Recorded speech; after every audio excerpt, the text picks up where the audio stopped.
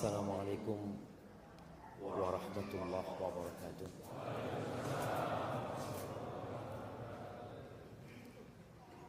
Alhamdulillah alladzi jama'ana 'alal huda wat tuqa. Segala puji bagi Allah Jalla Jalaluh yang mengumpulkan kita di tempat ini bukan karena acara makan bersama, tapi kita berkumpul di tempat ini karena sama-sama dikasih hidayah sama Allah Azza wa Jalla. Sama-sama ingin menjadi insan yang bertakwa. Karena sejatinya gak ada gunanya kita beramal, tidak ada manfaatnya kita berbuat kebajikan kalau tidak dibarengi takwa. Karena innama yataqabbalullah minal muttaqin. Allah itu hanya menerima dari orang-orang yang bertakwa. Sayang kalau kita capek-capek meninggalkan kesibukan kita, datang ke rumah Allah ini namun tidak didasari takwa. Maka semoga Allah Azza wa Jalla menerima amalan kita dan mengampuni dosa-dosa kita. Nabi Ibrahim alaihissalam ketika membangun Ka'bah, apa doanya? Rabbana taqabbal minna innaka antas sami'ul alim. Nabi kekasih Allah beramal soleh yang dibangun rumah Allah, beliau mengatakan, wahai Rabb kami, terimalah dari kami. Sesungguhnya Engkau Maha mendengar dan Maha tahu. Maka semoga Allah Azza wa Jalla mengampuni dosa-dosa kita dan menerima amalan kita. Allahumma salli wa sallim ala abdika wa rasulika habibina wa sayyidina Muhammad wa ala alihi wa ashabihi ajma'in. Ya Allah, semoga salawat dan salam, berkah dan nikmat senantiasa Engkau curahkan untuk hamba kekasih-Mu, untuk baginda Nabi kita Muhammad alaihi salatu wassalam, yang telah mengajarkan semua kebaikan. Beliau telah menjelaskan buat kita segala sesuatu yang dibutuhkan untuk perjalanan hidup kita menuju ke surga Allah Azza wa Jalla. Beliau manusia terindah yang pernah menginjakkan kakinya di muka bumi. Semoga kita dijadikan pengikutnya yang setia dan dimatikan di atas agama Allah. Semoga salat bersambung untuk keluarga beliau, untuk istri-istri beliau, untuk putra-putri beliau, dan untuk seluruh sahabat Nabi. Dan semoga Allah meridhai kita bersama mereka. Amma ba'd. Jamaah, siapa yang sedang seret rezekinya? Nah, Masya Allah, ada banyak yang seret rezekinya. Iya, kita jujur jamaah, jujur. Datang ke pom bensin, kok naik? Astagfirullah. Biasa dapat 1 liter, sekarang nggak sampai 1 liter. Ana baca juga bis-bis patas Bungurasih ke Jember sepi, kata dia.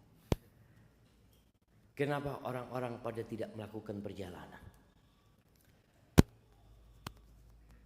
Ada orang-orang yang susah, tapi nggak semuanya. Ada orang-orang yang seneng, ada yang kaya, ada yang miskin, ada yang pertengahan. Mau dibilang kaya, hampir kaya, mau dibilang miskin, ya udah miskin. Kayaknya lebih banyak yang kayak gitu. Ada yang miskin banget, yang kita perlu datang ke tempat dia, supaya antum yang sedang kesusahan bersyukur sama Allah Azza wa Jalla. Kita tuh kalau ngelihat yang lebih kaya, yang ada tambah susah, tambah seneng, tambah susah. Makanya sering ana sampaikan ya, bagaimana seorang muslim itu harus dekat dengan orang miskin. Kata siapa? Kata Nabi SAW. Nabi mengatakan kepada Abu Dzar sallallahu ala nabiyina wasallam, "Ausani khalili bi sab'in." Aku dikasih wasiat oleh kekasihku dengan 7 perkara. Di antaranya, ausani bihubbil masakin waddunu minhum. Aku dikasih wasiat agar aku cinta kepada orang-orang miskin dan dekat sama mereka. Bukan hanya cinta, dekat sama mereka. Datang ke rumahnya, lewat rumahnya, berbagi kepada dia. Kemudian beliau juga berwasiat kepada Abu Dzar radhiyallahu taala an, wa ausani an anzura ila man huwa asfala minni. Dan dia memberikan wasiat kepada aku agar aku melihat kepada yang di bawahku, supaya enggak susah. Karena kita lihat dunia ini tempat pamer, tempat berbangga-banggaan. I'lamu, Allah mengatakan, ketahuilah, annamal hayatud dunya la'ibun wa lahwun wa zinatun wa tafakhurun bainakum wa takathurun fil amwali wal aulad. Kehidupan dunia itu hanya permainan, hanya senda gurau. Antum lihat orang main bola, serius jamaah dia jamaah, lari sana, lari sini. Mas, iki perak dolen mas. Iya. Dia serius untuk permainan, main-main untuk ibadah. Banyak yang kayak gitu jamaah. Ketika ibadah cepet-cepetan. Kehidupan dunia gitu. Wazina, perhiasan. Orang ingin berhias, coba kita lihat. Sebagian orang itu malu kalau bajunya podo. Loh, kok podo rapiku? Dia itu tidak kepingin gitu loh. Kepingin lain, kepingin tampil lebih bagus ya, seperti itu. Dan tempat berbangga-bangga. Kenapa kita dikasih wasiat supaya dekat sama orang miskin? Supaya nggak kena penyakit berbangga-banggaan. Itu kehidupan dunia. Banyak-banyakan harta. Banyak-banyakan harta. Mau dibawa kemana? Banyak-banyakan anak. Berapa anaknya? Baru 12. Langsung down kita. Anak cuma 2, ini 12. Kita kadang-kala di grup para ustadz, ada satu mengatakan, alhamdulillah anak punya anak yang ke-17. Masya Allah. Hadhil hayat dunia. Dan kita lihat, tidak semua yang kita inginkan kita dapatkan. Kalau keinginan semua kepingin jadi orang kaya. Siapa yang kepingin jadi orang miskin? Coba angkat tangan. Masya Allah. Kayaknya gak ada jemaah. Yang miskin kepingin berubah, yang kaya kepingin tambah kaya. Ada orang kaya, anak kayaknya kebanyakan duitnya. Tidak ada jemaah. Yang ada, ya opo bisa nambah itu uang dia. Siapa yang ngatur rezeki? Apakah pemerintah Republik Indonesia mengatur rezeki rakyatnya? Tidak. Yang mengatur rezeki itu Allah Jalla Jalla. Jamaah rahimakumullah, ada yang ingin punya anak. Ini bicara rizki. Ada yang sudah punya anak, kepingin nambah anak. Ada yang ingin anak laki-laki. Ya Allah, anak-anak perempuan semua, Ustaz. Kapan ya punya anak laki? Cak lihat istri anak wis tuwe. Apa harus? Ada yang kepingin. Kita lihat ada orang kepingin punya anak laki-laki. Semuanya anaknya perempuan. Ada yang kepingin punya anak perempuan. Dia ngelihat, ya Allah, lanang meneh lahir. Astagfirullah. Ada yang mandul tidak punya anak. Siapa yang mengatur itu semua? Allah. Jangan sembarangan ke dokter. Kadang kala ada yang berangkat ke dokter. Oh, dokter ini hebat. Semua yang ke sana punya anak. Sukses. Antum tahu di Amerika ada seorang dokter yang ternyata puluhan anak itu pakai spermanya dia. Dia proses bayi tabung ya. Ya namanya ada orang-orang yang gak amanah. Dia datang, dokternya tahu ini spermanya gak bisa membuahi. Tapi kata dokter itu aman, masuk. Oh, hamil, makasih banyak dok. Ternyata ditemukan itu pakai spermanya dia. Kita perlu berhati-hati. Ada jalan yang harus ditempuh. Di surat Asy-Syura ayat 49-50. Allah Azza wa Jalla mengatakan lillah mulkus samawati wal ardh. Milik Allah kerajaan langit dan bumi. Bumi ini kecil jemaah dibandingkan dengan yang ada di langit sana. Itu milik Allah. Yang di langit kita melihat ada miliaran bintang-bintang. Subhanallah, ana membaca penjelasan ulama ya, yang membuat ana semakin yakin dengan kebesaran Allah SWT.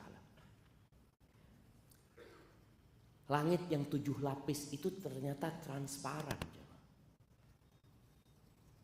Dari satu langit ke langit selanjutnya. Bintang-bintang yang kita lihat itu tidak semuanya di langit dunia ini. Sebagian ada di tempat-tempat yang tinggi sana. Dan nanti ketika orang masuk surga, itu akan dikasih seperti orang yang paling kaya di muka bumi ini 10 kali lipatnya. Kalau cuma surga itu sebesar bumi ini, tidak cukup jemaah. Anak lihat, ya Allah, apa mungkin nanti di planet-planet itu jadi surga ya? Tapi yang jelas, luasnya surga seluas langit dan bumi. Milik siapa semua itu? Lillah. Makanya orang kalau kena musibah, apa kata dia? Inna lillah. Kita ini tidak dua apa-apa. Kita tuh milik Allah. Yakhluqu ma yasha. Allah menciptakan apa yang Allah kehendaki. Kita kadang-kala kepingin punya anak ya yang kalau minum kopi lewat lehernya kelihatan. Masya Allah. Dilihat, loh kok kalau minum susu kelihatan ya. Kebalikannya. Dia kepingin punya anak yang putih, tapi tahu-tahu nggak putih. Mirip sopo anak itu. Allah yang menciptakan. Makanya sebagian orang berpikir, saya mau cari istri yang cantik, mau memperbaiki keturunan. Ternyata anaknya melok mbak. Siapa yang mau disalahkan? Kenapa? Karena yang menciptakan itu Allah Azza wa Jalla. Lalu kata Allah, yahabu liman yasha inatha. Sebagian orang dikasih anak-anak perempuan semua. Wa yahabu liman yasha udzukur. Sebaliknya, ada yang semua anaknya laki. Au yuzawwijuhum dzukranan wa inatha. Ada yang anaknya Masya Allah berpasang-pasang. Masya Allah. Ana bersyukur sama Allah, ana punya anak sekarang 6. 3 perempuan, 3 laki. Tapi ada yang anaknya 9, semuanya perempuan. Siapa yang menentukan itu? Allah. Wa yaj'alu may yasha'u aqima. Dan sebagian orang Allah jadikan mandul. Sebagian suami menyalahkan istrinya yang gak punya anak loh.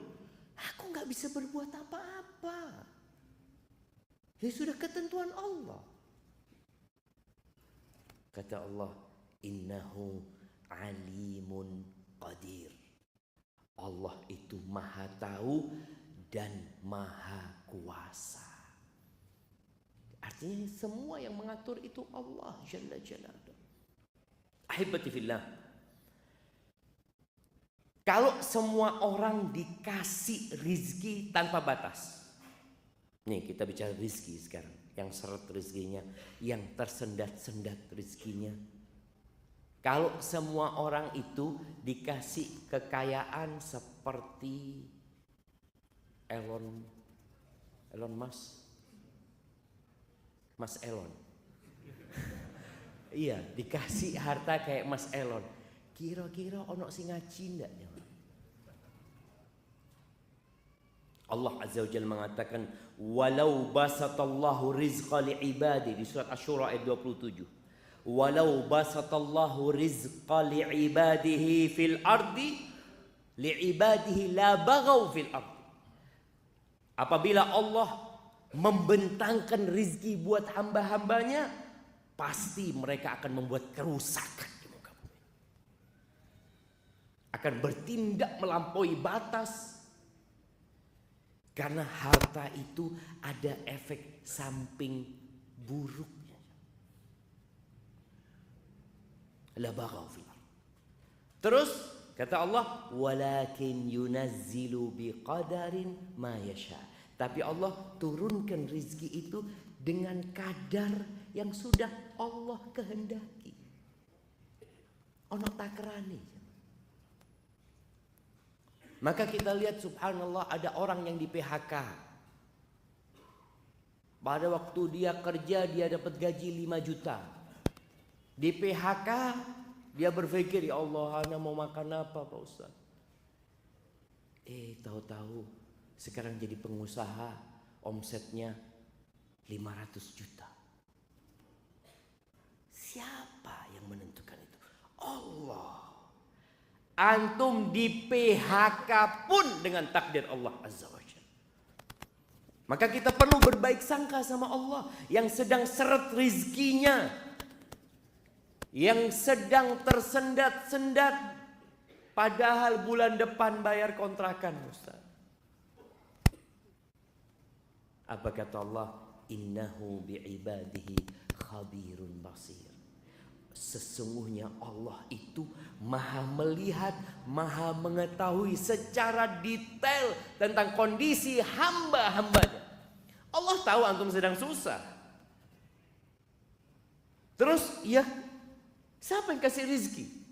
Allah kan. Ya udah kau minta sama Allah. Datang sama Allah Azza wa Jalla. Ahibati fillah, kita perlu punya iman yang membuat hidup kita tidak menderita. Apakah orang kaya itu berbahagia? Belum tentu. Apakah orang miskin itu berbahagia? Belum tentu. Tergantung kondisi imannya. Ketika seorang beriman bahwasanya rizki itu sudah ditetapkan ketika kita berumur 120 hari. Kita waktu berumur 120 hari dikirim malaikat di perut ibunda kita jemaah, masih janin. Dikirim malaikat, dicatat ajalnya, dicatat rizkinya, dicatat dia syaqiyun au sa'id, menderita atau berbahagia, masuk surga atau masuk neraka, itu dicatat. Ketika kita tahu itu, terus tugas anak cuma berusaha. Makanya kalau cari rezeki, cari istri. Kalau cari rezeki, cari istri. Kalau cari istri yang soleha. Yang antum kalau pulang ke rumah tidak membawa apa-apa, sang istri mengatakan, innalillahi wa inna ilaihi raji'un. Loh iya, ini istri bertakwa jamaah. Ini istri bertakwa. Dia nggak marah-marah sama antum. Dia beriman kita milik Allah dan kita akan kembali kepada Allah Azza wa Jalla. Bukankah musibah ketika suami nggak bawa apa-apa? Antum jangan marah. Antum kayak anak mati aja. Enggak, Mas. Anak yakin. Pokoknya antum sudah berusaha maksimal, ya udah. Berarti kita puasa hari ini. Nabi alaihissalam kadang kala pagi kepingin sarapan. Datang ke rumah istrinya. Ada yang bisa dimakan, kata Nabi SAW. Kata istrinya, ada air, cuma makanan gak ada. Nabi mendidik istri-istrinya mengatakan, idzan ana shaim. Kalau gitu hari ini aku berpuasa. Itu jamaah. Bagaimana tatkala rezeki antum tersendat-sendat, amalan antum bertambah. Pahala antum tambah banyak. Ketika antum kerja, sibuk, antum kadang-kadang nggak bisa ngaji. Sejak anak di PHK, Ustaz, alhamdulillah anak selalu di soft pertama, Ustaz. Alhamdulillah, alhamdulillah, nikmat. Yang antum tidak merasakan itu kecuali ketika di PHK. Bayangin bagaimana Nabi alaihissalam mengatakan, "Lau ya'lamun, atau lau ya'lamun nas, ma fin nida was-saffil awal." Kalau orang-orang tahu pahala menjawab adzan datang ke rumah Allah, ya. Kemudian pahala shaf pertama, la atauhuma walau habwan. Mereka akan mendatanginya walaupun merangkak. Merangkak jalan, berangkang. Sekarang antum bisa datang di shaf pertama. Ada sebagian kita yang nggak pernah di shaf pertama selama hidupnya. Tapi ada sebagian yang selalu di shaf pertama. Masya Allah. Dia mengatakan, alhamdulillah Ustaz, ana selalu di shaf pertama. Karena memang di masjid ana satu shaf yang sholat Ustaz. Jadi dia itu selalu mau telat shaf pertama tetap. Kita melihat ada masjid-masjid kayak gitu jamaah. Ya Allah, enak ya kalau punya masjid yang cuma satu shaf ya. Jadi walaupun telat shaf pertama, subhanallah, itu orang-orang pada nggak ngerti pahala yang Allah berikan. Maka tatkala rizkimu tersendat-sendat, yang pertama engkau harus beriman kepada Allah dengan takdir. Itu salah satu rukun iman. Nggak akan sempurna iman antum. Antu'mina bil qadari khairihi wa syarrihi. Engkau beriman dengan takdir yang baik dan yang buruk. Sebagian kita kalau sedang sukses, apa yang dia katakan? Subhanallah Ustaz ya, memang gak sia-sia usaha anak. Oh, antum sukses ini takdir loh. Loh, bukan usaha anak. Berapa banyak orang yang berusaha kayak antum gak sukses? Antum pernah lihat, antum pernah merasakan orang mancing jemaah. Mancing di kolam yang sama, dengan umpan yang sama. Yang satu seret, oleh meneng. Antum perbaiki, lempar lagi, dia narik lagi. Masya Allah kata dia. Apa masalahnya? Usaha dia, ketakwaan dia, lah takdirnya dia. Maka di sini jangan sampai antum ketika sukses antum lupa dengan takdir. Yang antum ingat usaha, perjuangan, sekolah, ilmu, pikiran. Oh enggak, itu takdir Allah kasih sama antum. Apa kata Allah? Wa ma bikum min ni'matin faminallah. Tidak ada satupun nikmat yang ada pada diri kalian melainkan itu dari Allah Azza wa Jalla. Maka berimanlah antum. Ketika susah pun beriman.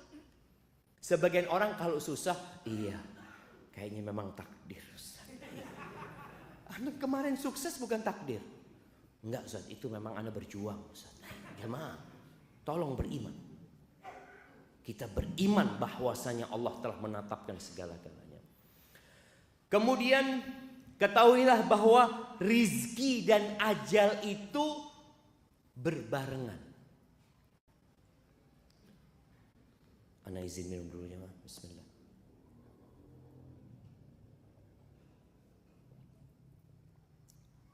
Alhamdulillah, rizki ana dapat minum air. Tadi ana khutbah Jumat, pas khutbah kedua, pas duduk, ana cari air. Kok dah ono banyu ya? Betul loh jemaah. Aduh, memang takdirnya.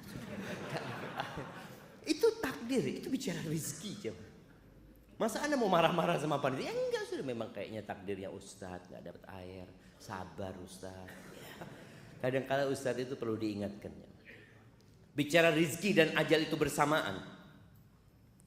Nabi alaihi salatu wassalam pernah mengatakan, innahu laisa syai'un yuqarribukum minal jannah wa yuba'idukum 'anil nar illa qad amartukum bihi. Kata Nabi SAW, tidak ada sesuatu pun yang mendekatkan kalian ke surga dan menjauhkan kalian dari api neraka, melainkan aku sudah perintahkan kepada kalian. Walaysa syai'un yuqarribukum minan nar wa yuba'idukum minal jannah illa qad nahaitukum anhu. Dan tidak ada satupun perkara yang mendekatkan kalian ke neraka dan menjauhkan kalian dari surga, melainkan aku sudah larang kalian untuk melakukan. Lalu beliau mengatakan, wa annar ruhal amin qad nafahata fi ru'i. Jibril, dia telah menghembuskan di jiwaku. Apa yang dihembuskan Jibril di jiwa Nabi SAW? Annahu lan tamuta nafsun hatta tastawfiya rizqaha. Lan tamut. Tidak akan mati seseorang kecuali rizkinya sudah lengkap. Loh Ustaz, ya apa dia mati Ustaz, ninggalkan 10 miliar Ustaz? Iya, bukan rizki dia 10 miliar itu. Rizkinya dia itu sudah habis. Makanya dia mati. Antum pernah melihat ya atau merasakan kondisi orang yang sakit parah tahu-tahu sadar, sehat, di ICU. Ana kemarin jagain mertua di ICU beberapa hari ya. Nanti ketika kita di luar nunggunya jamaah, kalau sudah ada panggilan itu jamaah, semua yang nunggu itu diem jamaah. Sopoy. Oh fulan. Kalau sudah dipanggil itu mereka bersegera masuk ke ruang ICU, tahu-tahu yang keluar jenazah. Mati. Ada kemarin yang keluar pindah kamar, seneng keluarganya pindah kamar, masya Allah, ibunya kepingin apa, kepingin ini itu, dikasih semuanya, habis gitu mati. Ada rezeki yang belum nyampe kepada dia, dia harus sadar.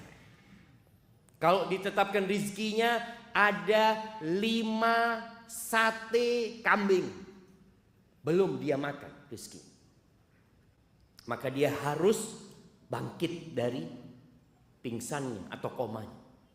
Dia makan, setelah itu mati. Ada yang minta jus ya ketika bapaknya sadar, bapak kepingin apa? Jus jeruk ya? Iya bismillah. Dibelikan jus jeruk, dikasih ke orang tuanya, beberapa sendok dikasih, habis gitu bapak mati. Karena ada jeruk yang tertulis dalam catatan dia, belum dia habiskan.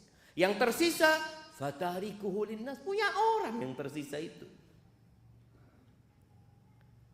Makanya banyak orang menimbun harta bukan milik dia. Dia cuma kerja capek, taruh lagi.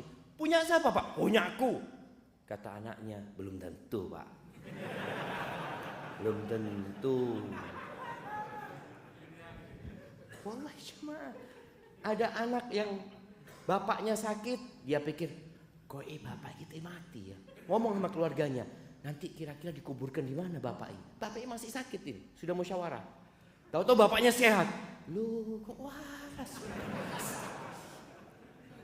Subhanallah jemaah, berapa banyak anak yang mati duluan? Masya Allah. Yang mati duluan sebelum bapaknya. Ada bapak yang hantarkan anaknya ke kuburan, nguburkan anaknya. Kenapa? Semua punya ajal dan punya rizki. Antum pernah melihat ada orang, Masya Allah, bapaknya ini kaya raya, sukses jamaah. Ketika anaknya masih kuliah, sekolah, ketika anaknya sudah bekerja masing-masing, tahu-tahu rizki bapaknya ini berkurang. Bukan berkurang sebenarnya. Selama ini itu rizki anaknya, cuma lewat bapaknya. Ada kejadian di Surabaya, Anda dengar cerita tuh. Ada satu orang piara anak yatim ya. Sampai akhirnya anak yatim itu dinikahkan sampai besar, lalu bapaknya meninggal. Bapak asuhnya ini meninggal dunia. Dibagilah warisan, kaya raya bapaknya. Dibagilah warisan, yang anak yatim ini kan nggak dapat warisan. Sudah nggak dikasih sama anak-anaknya, nggak dikasih. Sudah, subhanallah jamaah. Ternyata yang rizkinya banyak itu anak yatim itu. Jadi kaya raya dia. Anak-anak yang dapat warisan ini bangkrut semuanya. Supaya kita sadar, tatkala kita pegang uang banyak belum tentu rezeki kita. Ini punyanya anak, ini punyanya ini, punyanya itu. Karena semua sudah ditetapkan. Terus apa kata Nabi SAW ketika menyebutkan manusia tidak akan mati kecuali rezekinya sudah sempurna. Maka antum jangan takut. Selama kepala antum masih bergerak-gerak berarti masih punya rezeki. Ada satu orang mengatakan, antum kalau nggak bisa makan, bertamu ke rumahnya teman. Anda punya fulus ya. Datang, assalamualaikum habis isya. Kadang-kadang temennya, afwan nggak terima tamu, belum rezeki. Datang ke rumah kawannya, subhanallah jamaah. Wallah jamaah, kalau bicara rizki ini benar-benar antum sudah ditanggung rizkinya. Kemudian kata Nabi SAW, fattaqullaha wa ajmilu fit talab.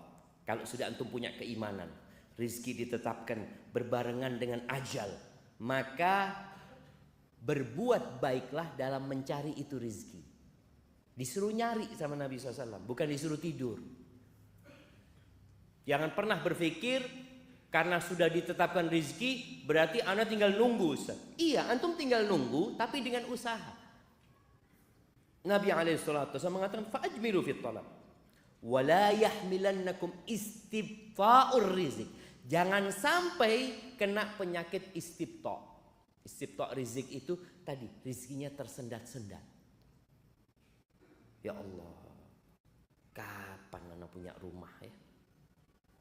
Kapan anak punya mobil? Kapan anak punya motor? Kapan? Dia mulai merasakan kok lambat ya. Fulan lu wis ganti meneng motore. Anak belum ganti-ganti. Jangan sampai perasaan lambatnya rezeki, kata Nabi SAW, antatlubuhu bima'asillah. Akhirnya engkau melakukan kemaksiatan kepada Allah.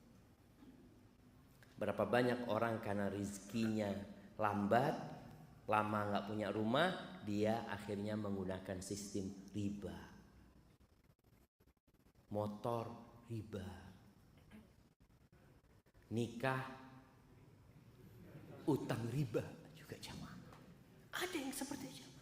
Jangan sampai, kata Nabi SAW. Kenapa? Fa innahu la yudraku ma indallah illa bi ta'at. Yang di sisi Allah nggak bisa diraih kecuali dengan ketaatan. Maka berapa banyak orang yang kaya raya tapi tidak mendapat manfaat dari hartanya. Nggak dapat manfaat. Antum pernah lihat tukang sayur? Ada tukang sayur di sebuah pasar ini jamaah. Dia itu buka pakai amben jamaah. Di depannya tokonya meracangnya orang kaya. Dia buka di sana. Tukang sayur pakai apa? Amben itu. Masya Allah. Tukang sayurnya berangkat umroh, tukang sayurnya berangkat haji, yang punya toko besar nggak berangkat umroh wala haji. Tapi yang di sisi Allah nggak bisa diraih kecuali dengan ketaatan. Berapa banyak orang nggak bisa sholat malam padahal sehat. Ini Ustaz, Masya Allah pemain bola ini Ustaz. 45 kali 2 lari di lapangan. Ke masjid tak tutup-tutup. Mau ke masjid, ke kanan, ke kiri. Padahal dilewati masjidnya jemaah. Yang di sisi Allah nggak bisa diraih kecuali dengan ketaatan kepada Allah. Maka jangan sampai yang merasa tersendat rezekinya, akhirnya dia ambil jalan pintas. Pikirnya supaya banyak rezekinya. Yang ada bala. Ketika kita mencari rezeki dengan cara yang tidak Allah ridhai. Ahibati fillah. Rizki itu ada 2 macam. Di dalam sebuah athar yang dinisbatkan kepada Ali bin Abi Thalib, kepada Waqi' bin Jarrah, Ali mengatakan, "I'lam ay bunayya, ketahuilah wahai ananda, anna rizqa rizqan." Rizki itu 2. Rizqun tatlubuhu wa rizqun yatlubuka. Yang satu rizki yang engkau harus mengusahakannya. Ada rizki yang memang kita mendapatkannya dengan usaha. Allah sudah tetapkan sebab-sebabnya. Tapi ada rizki yang mencarimu. Wallah jemaah, ada orang di rumah ya, duduk-duduk di rumah, ya Allah, kok kepingin martabak anak ya. Tahu-tahu tetangga, Assalamualaikum, kirim martabak. Ya Allah, itu rizki yang mencari. Makanya kadangkala antum dapat pulsa nyasar. Loh, siapa kirim pulsa? Itu rizki yang kita tidak mencari. Tapi ada satu orang jemaah, tahu-tahu masuk ke rekeningnya beberapa miliar jemaah. Langsung ditangkap KPK. Padahal dia nggak tahu, dia nggak sampai masuk lah. Dia ya ada uang masuk ke aliran dana yang tidak jelas. Tapi yang jelas ada rezeki yang mencari. Yang kita kalau bicara usaha nggak bisa diusahakan gitu. Rezeki yang mencari seperti hadiah. Rezeki yang mencari kita ya. Warisan. Antum bisa nyari warisan ya man. Anak bapak kok miskin ya, anak mau pindah bapak aja cari yang kaya. Gak bisa. Dan subhanallah ada orang yang ingin bapaknya panjang umur. Tapi ternyata bapaknya meninggal dunia. Ada kemarin cerita kawan yang satu dapat warisan 30 M. Masih SMA mungkin jemaah. Itu rizki yang mencarimu. Yang Allah Azza wa Jalla mengatakan, "Wa man yattaqillah yaj'al lahu makhrajan wa yarzuqhu min haitsu la yahtasib." Barang siapa yang bertakwa kepada Allah, maka Allah akan kasih solusi dan Allah akan kasih rizki dari arah yang tidak disangka-sangka. Antum nggak pernah membayangkan, kok bisa anda dapat uang ini? Ana biasanya kalau sudah uang itu habis ya mah, mikir, sopo dia utang ya. Kita mau nagih gitu loh jamaah. Ini uang kita. Kita datang ke rumah orang itu, dia juga nggak punya uang, nggak bisa bayar. Mau ngomong apa kita? Berarti ya mungkin bukan rezeki ana. Bahkan ada yang sampai mati orang itu nggak bayar utang. Ya bukan rezeki antum sudah. Uang itu kadang-kadang. Ahibati fillah. Apa kunci-kunci rezeki selain usaha? Karena kebanyakan kita itu kalau bicara rezeki ya usaha, melamar kerja. Ada banyak ternyata kunci-kunci rezeki. Yang pertama, beristighfar, bertobat kepada Allah Azza wa Jalla.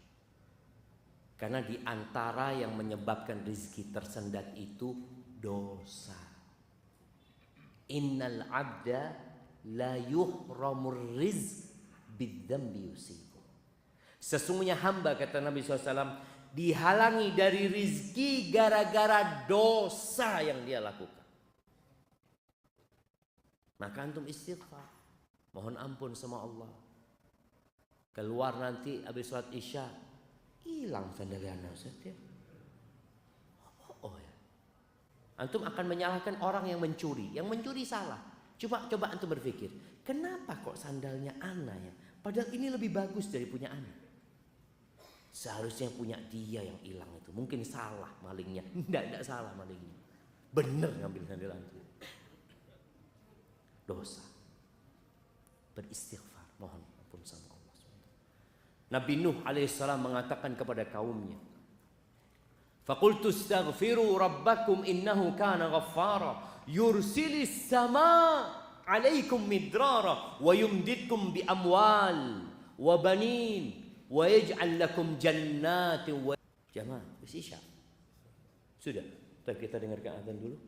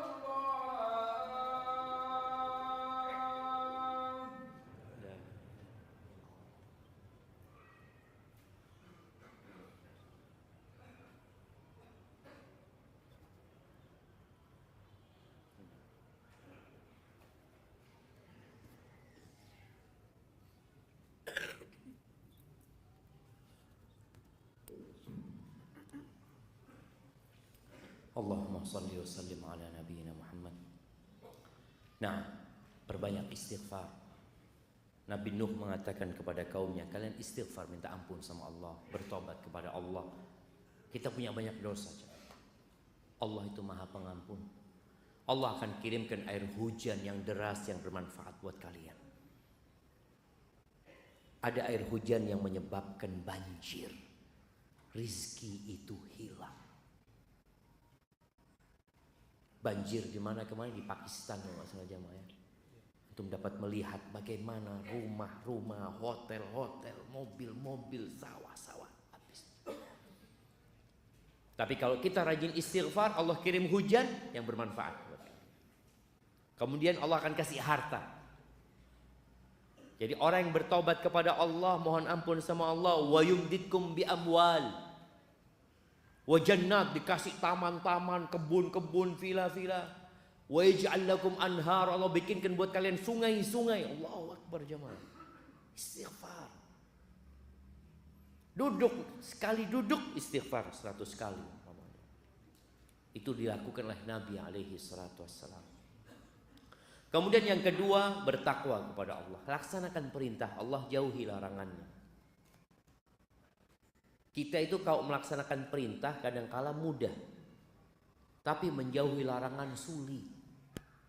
Padahal yang namanya takwa itu menjalankan perintah, menjauhi larangan. Sebagian kita yang udah hijrah, udah belajar, merasa dia udah bertakwa. Padahal kata Nabi SAW, ittaqil maharim takun a'badan nas. Kau mau jadi orang bertakwa, jauhi yang haram-haram, engkau jadi orang yang paling ahli ibadah. Sebagian kita berpikir ahli ibadah itu yang selalu baca Quran, yang selalu di shaf pertama. Oke, itu termasuk orang ahli ibadah. Tapi yang paling ahli ibadah adalah orang yang meninggalkan yang haram-haram dan melaksanakan perintah Allah Azza wa Jalla. Dan tadi kita udah bacakan ayatnya di surat At-Talaq ya. Surat At-Talaq ini biasanya orang kalau mau bercerai itu bingung masalah masa depannya. Gimana nanti anak-anak. Ada seorang perempuan, dia sudah diceraikan 3 kali sama suaminya, kemudian suaminya balik lagi, si istri tetap mau karena urusan fulus, padahal udah nggak boleh. Wa man yattaqillah yaj'al lahu makhrajan wa yarzuqhu min haitsu la yahtasib. Barang siapa yang bertakwa kepada Allah, Allah akan kasih solusi. Dan Allah akan kasih rizki dari arah yang tidak disangka-sangka. Karena sebagian kita itu sudah kadung seperti nyusu jemaah. Yang nyusu di perusahaan, yang nyusu di kantornya, dia berpikir ya sudah dari sini, anak kalau keluar dari sini nggak bisa hidup, nggak bisa makan. Seorang perempuan berpikir anak cuma ibu rumah tangga Ustaz. Kalau anak diceraikan, bagaimana hidup anak? Kemana Allah yang selama ini memberikan rezeki kepadamu? Engkau dulu belum bisa apa-apa di perut ibundamu, Allah kasih rezeki. Engkau belum bisa berjalan, belum bisa ngomong, belum bisa bergerak, Allah kasih rezeki.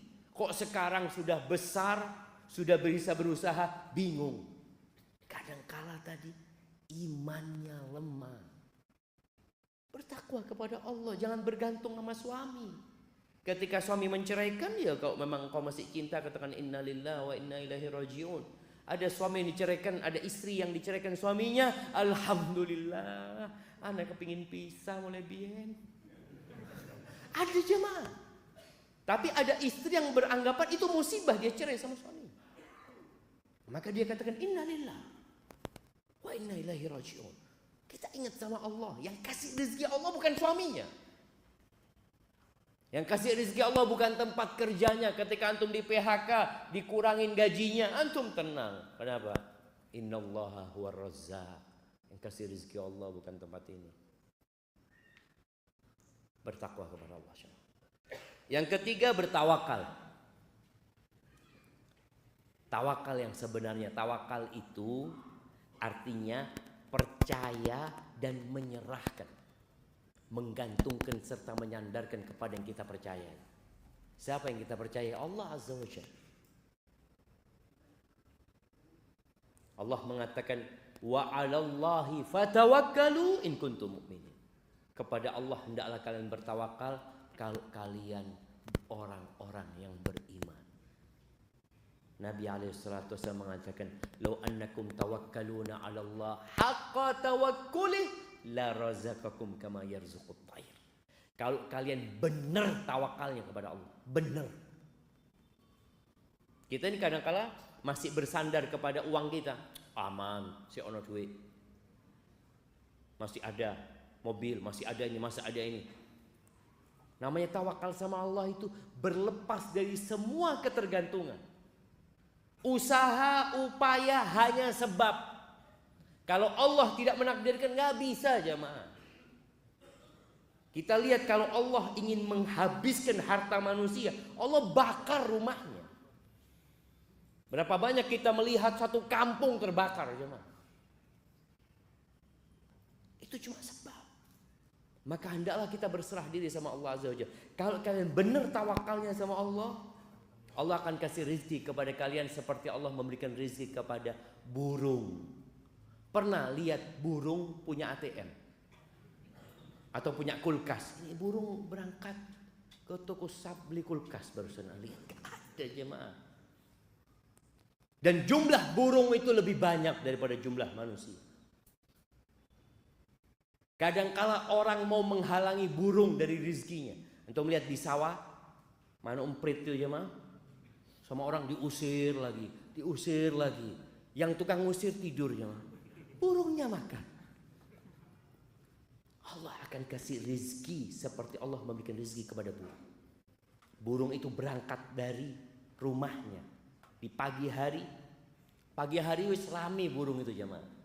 Makanya kalau antum mau bertawakal seperti burung, pagi hari udah bangun. Udah baca doa, Allahumma inni as'aluka ilman nafi'an wa rizqan thayyiban wa amalan mutaqabbala. Habis gitu, bismikallahumma amutu wa ahya. Ya enggak. Habis gitu bangun kerja. Ada orang habis baca doa itu tahu-tahu bismikallahumma amutu wa ahya. Ya gimana Ustaz? Ana di PHK Ustaz. Lu bangun antum. Cari usaha seperti burung, keluar pokoknya. Pokoknya keluar. Bagaimana Nabi alaihi salatu wasallam mendidik umatnya untuk berangkat ke hutan. Cari kayu engkau, berangkat sana. Makanya kalau antum lihat ada orang-orang yang nyari botol-botol, itu kayak burung. Dia nggak tahu dapat apa nggak botol hari ini. Ya Allahu a'lam. Dia datang, dia buka tempat sampah. Oh, dah Allah. Dia buka lagi. Dah Allah. Allah akan kasih rezeki seperti Allah memberikan rezeki kepada burung. Yang pagi hari dia nggak tahu mau makan apa, nggak tahu burung. Yang penting berangkat. Tapi pulang kenyang burung itu jam. Kalau masih punya rezeki burung itu kenyang. Tapi kita lihat ada anak-anak burung yang sudah rezekinya habis. Tahu-tahu mati di mana? Di rumahnya. Bapak ibunya ditangkap. Ya sudah, ini kehidupan. Tapi engkau bertawakal seperti burung. Bukan berarti nggak boleh nyimpen uang, boleh nyimpen uang, nggak ada masalah. Tapi hatinya tidak bergantung kepada simpananmu, tapi bergantung sama Allah Azza wa Jalla. Kemudian yang keempat, fokus ibadah. Niatkan ibadah. Antum bekerja pun niatkan ibadah, usaha niatkan ibadah. Orang yang fokus ibadah jamaah, semua diniatkan untuk mengabdi kepada Allah, Allah akan mudahkan rezeki. Dan antum lihat. Kemudian yang kelima, berangkat haji dan umroh. Loh Ustaz, ana ini tersendat-sendat berangkat haji atau umroh. Yang punya rezeki berangkat haji. Ini kan wajib haji. Berangkat engkau haji. Jangan takut uangmu habis karena haji. Karena sebagian orang sekarang ini kalau mau haji bayar berapa jemaah? Kalau yang reguler itu 40 juta. Kalau yang plus ya ada yang 12.000 ya.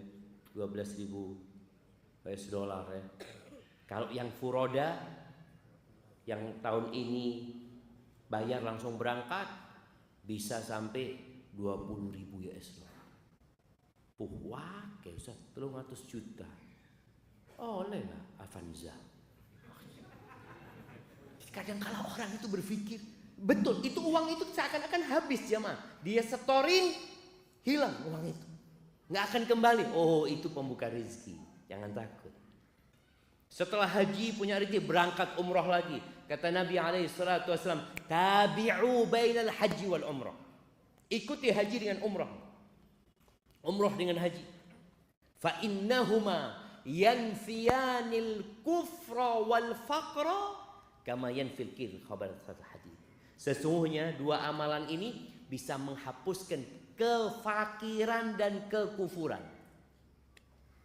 Dulu pernah ada yang beranggapan orang yang haji berulang kali itu ya haji apa? Haji setan atau apa? Pernah ada ungkapan seperti itu. Enggak benar. Berangkat haji lagi.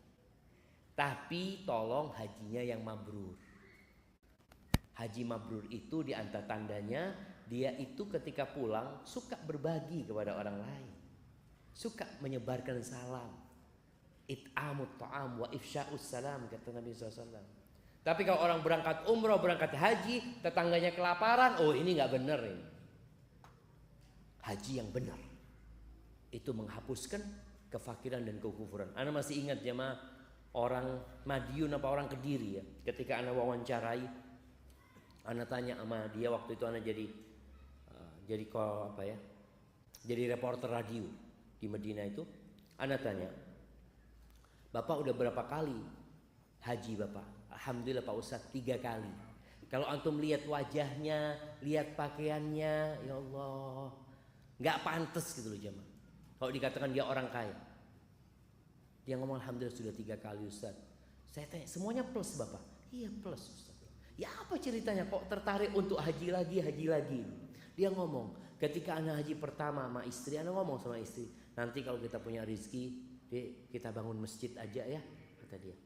Oh iya Mas, Insya Allah. Pulang Ustaz haji itu alhamdulillah usaha kita sukses, kita punya rezeki, kita bisa bangun masjid Ustaz. Habis itu dikasih rezeki lagi sama Allah Azza wa Jalla. Akhirnya kita daftar haji lagi. Pas haji kedua, anak ngobrol sama istri, nanti kalau punya rezeki mau apa kita? Insya Allah kita ngaspal jalan di kampung yuk, supaya orang-orang enak jalannya. Pulang haji kedua Ustaz, Masya Allah dikasih rezeki lagi sama Allah Ustaz. Kita aspal jalan di kampung, Allah tambahin rezeki kita, daftar lagi Ustaz. Yang ketiga kali. Itu kalau antum yakin. Tapi ada orang yang perhitungan, Ustaz ini kalau buat modal usaha diputer, piara sapi ini mati kabeh. Kadang-kadang orang berpikir itu dia ingin uangnya bagaimana bertambah. Berangkat haji itu, berangkat. Itu termasuk pintu rizki kata siapa? Kata Nabi alaihi salatu wassalam. Jadi jangan hanya berpikir kita keluar duit Ustaz. Kalau usaha kan masih memungkinkan akan kembali. Antum berangkat haji, antum investasi. Buat akhirat antum. Niatkan buat akhirat tentunya dihapuskan dosa ya. Insya Allah rizkinya ditambah sama Allah. Kemudian yang keenam silaturahim. Udah tahu tuh kita hadisnya. Man ahabba an yubsata lahu fi rizqihi wa yunsa lahu fi atharih falyasil rahimah. Yang ingin diluaskan rizkinya, yang ingin rizkinya enggak tersendat-sendat, enggak seret, silaturahim. Yang ingin dipanjangkan umurnya, silaturahim. Apa silaturahim itu? Silaturahim itu, jemaah, apa silaturahim? Nah, siapa yang tahu? Nah, hubungan, ya menghubungkan keluarga. Ada hadiahnya jemaah. Oh, no masjid jemaah. Seakan masjid ya. Didoakan, mungkin kurang silaturahim masjidnya. Nah, silaturahim itu seperti disebutkan Bapak tadi. Menyambung atau berbuat baik sama kerabat. Berbuat baik sama kerabat kita, bukan sama sahib.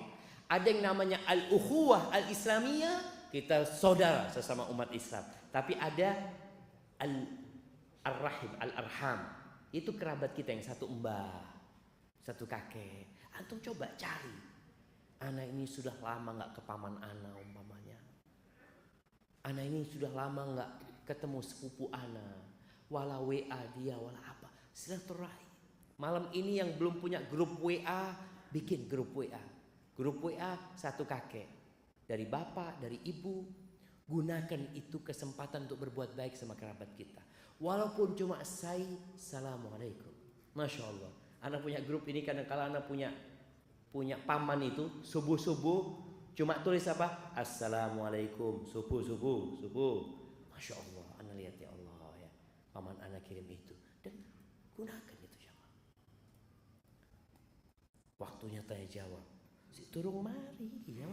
Urusan rezeki seret ini. Iya, bentar lagi, tanya jawab 5 menit lagi jamaah, tanya jawab. Nah, silaturahim, berbuat baik sama kerabat. Antum cari tahu, sebagian orang ini yang merantau ya ke Surabaya, di antara pintu rezeki itu merantau jamaah. Merantau, betul. Yang merantau ke sini, jangan lupa sama yang di kampung. Ustaz, bapak anak ibu anak sudah habis, sudah meninggal dunia Ustaz. Ya sudah, antum berangkat ke kampung, nyambangi paman-paman, keponakan-keponakan, sepupu-sepupu, sambangi mereka, ketemu sama mereka, lihat kondisi mereka. Oh, yang ini butuh bantuan, yang ini kayaknya perlu biaya sekolah. Itu penting jamaah, membuka pintu rezeki dan menambah waktu kita. Kebanyakan orang di kota besar itu nggak silaturahim. Apa penyebabnya? Nggak punya waktu. Nggak punya waktu Ustaz. Sibuk Anda bekerja. Antum kepingin punya tambahan waktu, silaturahim. Ditambah waktu. Dan alhamdulillah kalau bicara berbagi sekarang bisa kirim. Telepon aja bisa langsung dikirim jamaah. Sekarang antum dari sini tinggal pesan dikirim. Masya Allah, Masya Allah. Ada kemudahan.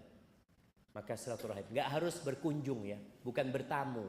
Kalau kita bisa bertamu, tapi kalau nggak bisa, paling nggak kita kirim hadiah buat mereka, ucapan salam kepada mereka. Kemudian yang ketujuh, berinfak. Bersedekah itu juga membuka pintu rizki. Karena tiap pagi ada malaikat yang berdoa, Allahumma a'ti munfiqan khalafat. Ya Allah, berikan kepada orang yang suka berinfak itu ganti, dan berikan kepada orang yang pelit itu kebinasaan. Kemudian yang ke-8, menanggung atau berinfak buat para penuntut ilmu agama. Karena pernah di masa Nabi SAW ada seorang sahabat yang mengadu, ya Rasulullah, ana ini kerja capek, ini ana punya adik belajar terus di tempatmu ya Rasulullah. Apa kata Nabi SAW? La'allaka turzaqu bihi. Boleh jadi engkau dapat rezeki gara-gara adikmu.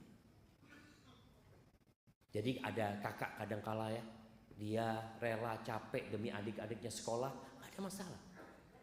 Insya Allah itu akan membuka rezeki buat antum. Antum cari anak-anak yang gak mampu sekolah, antum tanggung, khususnya yang belajar ilmu agama jamaah ya. Insya Allah Allah mudahkan rezeki antum. Kemudian yang ke berapa? 9 jamaah, berbuat baik kepada orang-orang yang lemah. Kata Nabi SAW, hal tunsaruna wa turzaquna illa bidu'afaikum. Apakah kalian dikasih rizki, dikasih pertolongan sama Allah, melainkan gara-gara orang-orang yang lemah di antara kalian. Jadi orang kaya nih jamaah, sebenarnya kalau nggak ada orang lemah nggak jadi orang kaya. Antum bisa bayangin ya, orang lemah, saya nggak mau jual beras sama orang kaya. Bapak, yowis nandur dewi. Bayangkan orang kaya, kalau dia harus nanam sendiri. Yang piara ayam nggak akan berikan kepada orang kaya. Antum lihat yang piara ayam siapa? Orang-orang miskin jemaah. Yang kerja bersih-bersih sampah siapa? Orang-orang miskin. Negeri ini bisa bersih karena banyak orang miskin. Kita masih bisa terus menanam, bisa makan juga karena banyak orang-orang miskin. Maka berbuat baiklah kepada mereka. Kalian dikasih rezeki gara-gara mereka. Kemudian yang terakhir, berhijrah. Yang punya kesulitan di kampungnya, di tempatnya, silahkan dia pindah ke tempat lain yang lebih baik ya, untuk menuntut ilmu yang agamanya lebih baik. Jangan takut antum berpikir nanti ana makan apa di sana. Kalau niat antum benar, Allah akan mudahkan rezeki buat kalian. Yang penting niatnya lillahi ta'ala. Barakallahu fiik. Kita mungkin masuk ke sesi tanya jawab jamaah.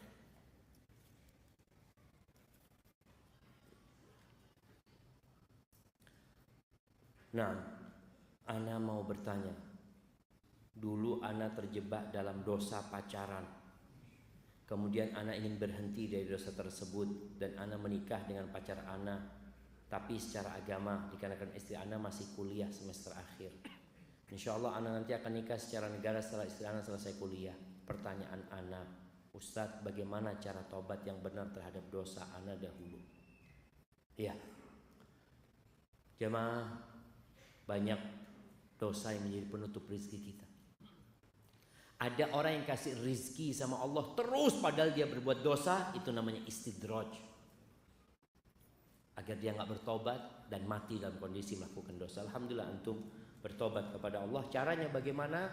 Yang pertama, antum harus menyesali meninggalkan perbuat dosa itu dan bertekad untuk tidak mengulangi. Lalu perbanyak amal soleh. Perbanyak amal soleh. Insya Allah dengan cara seperti itu semoga Allah mengampuni dosa-dosa antum. Bagaimana status pernikahan anak? Kalau secara agama, kalau pernikahan itu sah secara agama, dinikahkan oleh walinya, ada 2 saksi, ada mahar, ada ijab qabul, insya Allah sah secara agama, nggak ada masalah. Tinggal yang berkaitan dengan catatan negara ya, karena itu harus dilakukan di KUA umpamanya. Terus nikah ini mudah, jangan dibikin ruwet. Nikah itu nggak harus digedong, nggak harus ngundang orang banyak. Walimah sunnah, nggak wajib.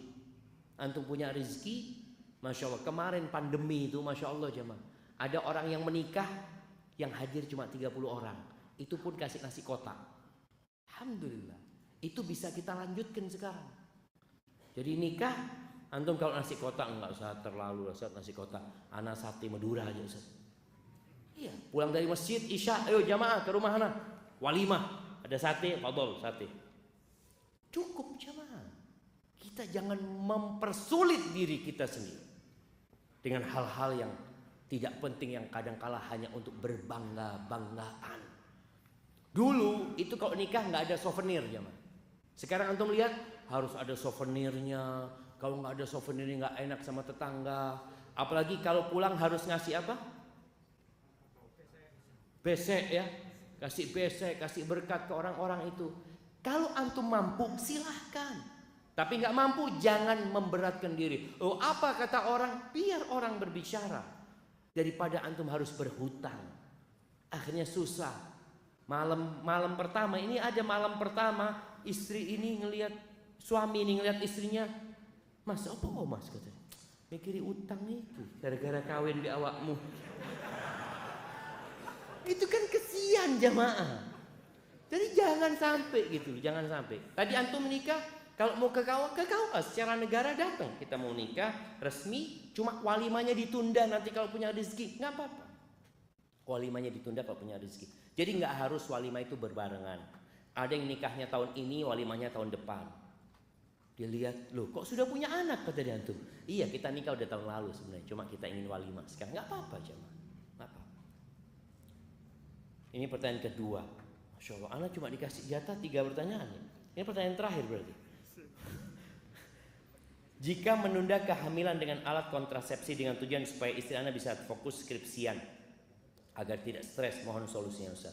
Nah, jadi menunda kehamilan atau mengatur kehamilan itu nggak apa-apa, tapi jangan membatasi, kecuali ada sebabnya.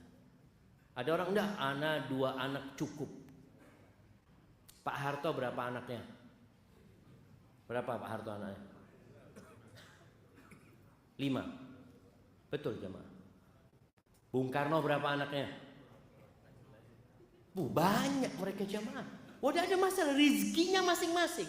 Jadi orang kadang-kadang berpikir 2 anak cukup. Kenapa Ustaz? Kalau banyak anaknya gimana sekolahnya nanti? Ini ada orang anaknya lahir, ya Allah, ya oh boleh kuliah gue, anak gaji 2 juta.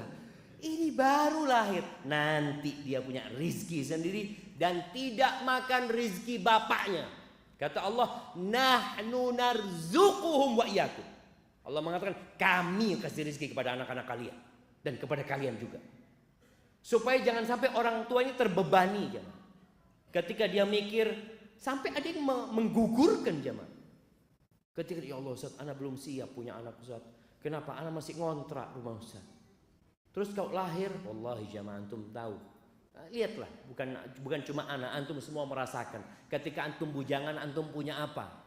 Ketika antum menikah, ada orang yang bujangan nggak punya mobil, rumah ngontrak. Setelah menikah, alhamdulillah punya rumah. Setelah punya anak, punya mobil.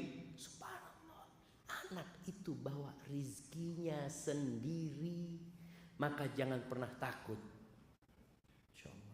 Habis sudah pertanyaannya jemaah. Tapi jemaah afan jemaah, karena memang anda dikasih batasan pertanyaannya cuma 3. Yang sudah bertanya belum dijawab jangan khawatir. Insya Allah bisa. Oh, bisa lagi jamaah. Masya Allah. Lanjut lagi jamaah.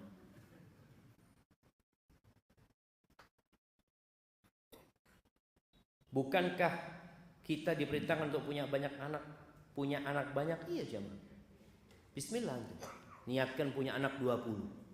Walaupun lahir cuma 7, alhamdulillah. Tapi kan pahala niat sudah dapat jamaah. Di Jember itu ada satu orang kepingin punya anak 40 jamaah.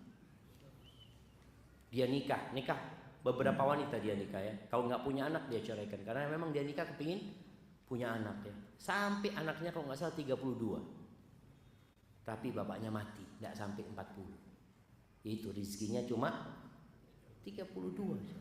Antum paling nggak separuhnya.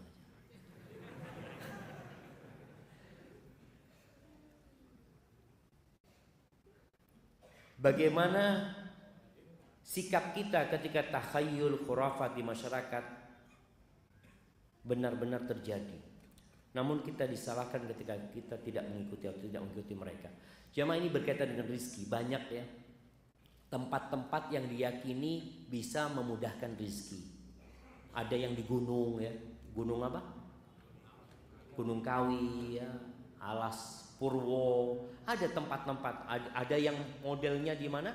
Di lautan. Mereka supaya rezekinya lancar, dia potong sapi, melarungkan kepala sapi. Coba sebelum melakukan itu, orang-orang kita ajak berpikir, apakah memang Allah meminta kita melakukan itu apa tidak? Kalau itu hanya inisiatif kita, apakah inisiatif kita sesuai dengan yang diajarkan Allah dan Rasulnya apa tidak? Kalau tidak, tinggalkan jamaah. Karena sebagian berpikir kalau kita tidak melakukan ritual ini, ikannya jadi sedikit Pak Ustaz. Loh, yang ngasih makan ikan itu siapa? Allah Azza wa Jalla. Minta sama Allah. Jangan sampai kita melakukan hal-hal yang tidak disyariatkan. Kadang-kala kita terpaksa mengikutinya, kita tinggalkan, kita minta maaf ya, kita akan dicap sebagai orang yang tidak sosial kadang-kala dengan mereka. Betul. Kita minta maaf. Laksanakan yang diperintahkan. Berbuat baik kepada tetangga, nolong tetangga yang susah. Ketika ada acara-acara yang tidak sesuai dengan syariat, antum minta maaf. Insya Allah masyarakat akan memaklumi antum. Tapi kalau antum yang sunnah nggak dijalani, menutup diri, nggak pernah berinteraksi dengan masyarakat, nggak pernah membantu tetangga, maka antum akan disalahkan sama masyarakat. Maka tolong berbuat baiklah kepada tetangga. Insya Allah tetangga akan memaklumi antum. Antum kalau katakan, afwan, anda nggak bisa ikut acara yang seperti ini, minta maaf. Kalau acara-acara yang lainnya insya Allah anda ikut, insya Allah dimaklumi sama masyarakat jamaah. Barakallahu fikum. Tapi ini kayaknya pertanyaan terakhir. Ustaz, ana sudah bekerja, insya Allah tetap. Namun ana masih takut untuk menikah karena takut kekurangan. Banyak suami istri cerai karena faktor ekonomi. Mohon nasihatnya. Jamaah, orang menikah itu nggak harus punya kerjaan tetap, tapi harus tetap bekerja. Faham kan tuh? Jadi kadang-kala orang tua ini mau menerima menantu, ditanya, kamu kerja apa? Kalau kerjanya dia mengatakan, anak kerjanya serabutan. Waduh, repot ini anakku kalau dapat ini. Boleh jadi yang punya pekerjaan tetap di PHK. Berapa banyak yang sudah sukses bangkrut? Kalau cari menantu yang semangat bekerja. Bukan punya pekerjaan tetap, artinya dia tetap bekerja. Tentunya orang itu yang agamanya baik dan akhlaknya mulia. Kalau dikatakan di sini takut menikah karena takut kekurangan, Allah Azza wa Jalla di antara yang membuka pintu rezeki ini menikah, jemaah. Allah mengatakan wa ankihul ayama minkum was-salihin min ibadikum wa imaikum iyakunu fuqara yughnihumullah min fadlih. Kalian nikahkan tuh. Ya, yang perempuan-perempuan yang jomblo-jomblo, baik itu perempuan baik itu laki-laki, nikahkan. Kalau mereka fakir, Allah yang akan kasih dari karunia-Nya. Allah. Maka antum jangan takut. Kemudian Nabi SAW menyebutkan ada 3 orang yang mendapatkan jaminan dari Allah Subhanahu Wa Taala. Allah akan mencukupi dia. Salah satunya wanakih lil afaf, orang yang menikah untuk menjaga kehormatan dirinya, bukan menikah karena berzina. Banyak orang menikah karena takut aib, bukan. Tapi dia menikah karena untuk menjaga kehormatan dirinya. Maka antum yang takut tadi, niatkan untuk menjaga kehormatan diri antum. Urusan rizki antum yakin. Dari awal anda sampaikan bicara iman tadi, dengan takdir Allah Azza wa Jalla. Istri antum tidak makan rizki antum, anak antum tidak makan rizki antum. Terus yang dimakan rizki mereka, yang dimakan rizki mereka sendiri. Kemudian kalau pertanyaannya, karena banyak suami istri cerai gara-gara faktor ekonomi. Karena banyak orang menikah gara-gara ekonomi. Perempuan dinikahi karena apa? Karena 4 hal. Karena kaya, karena cantik, karena bangsawan, yang keempat karena agamanya. Nabi menyebutkan agamanya alaihi salatu wasallam terakhir, karena kadang-kadang agama ini diabaikan sama orang jemaah. Maka Nabi mengingatkan, fadfar bidzatid din taribat yada. Beruntunglah engkau kalau dapat perempuan yang agamanya baik. Selamat engkau hidupmu. Maka di sini kalau antum takut perceraian gara-gara ekonomi, cari perempuan yang agamanya baik dan akhlaknya mulia, yang dia menikahimu bukan karena harta juga. Perempuan itu dengan kecantikannya bisa dapat laki-laki yang kaya. Laki-laki yang kaya walaupun tidak ganteng bisa dapat wanita cantik. Kalau ini yang jadi dasar pernikahan, maka tatkala ada masalah ekonomi, mereka akan bercerai. Si istri ngelihat suaminya, aduh kayaknya susah, sudah gugat cerai dia. Makanya banyak wanita ya, anak kesian juga ini, mudah-mudahan fenomena ini tidak banyak terjadi ya. Banyak wanita itu merantau jemaah ke luar negeri, ke Malaysia ya, mungkin ke negeri-negeri yang lainnya, ke Arab Saudi, ke Dubai. Gara-gara faktor ekonomi, suaminya nggak tanggung jawab, malas bekerja. Karena dia ketika menikah dulu, coba niatnya engkau apa menikah, kemudian apakah kriteria calon suamimu sesuai dengan yang diperintahkan Nabi SAW? Apakah mau-maumu? Kadang-kadang maunya dia punya suami nggak sholat, punya suami nggak tanggung jawab, hanya dulu karena ngelihat tampan mau menikah dengan dia. Maka hendaklah bertobat kepada Allah Azza wa Jalla. Ingat para suami, engkau yang punya kewajiban memberikan nafkah. Kerja semaksimal mungkin, niatkan untuk memberikan nafkah, dan ketika engkau niat itu, insya Allah engkau fi sabilillah, di jalan Allah Subhanahu Wa Taala. Hadza wallahu a'lam bishawab. Yang benar dari Allah, yang salah dari diri anak pribadi. Allah dan Rasulnya terbebaskan dari kesalahan itu. Subhanakallahumma wa bihamdika, asyhadu an la ilaha illa anta, astaghfiruka wa atubu ilaik. Wassalamualaikum warahmatullahi wabarakatuh.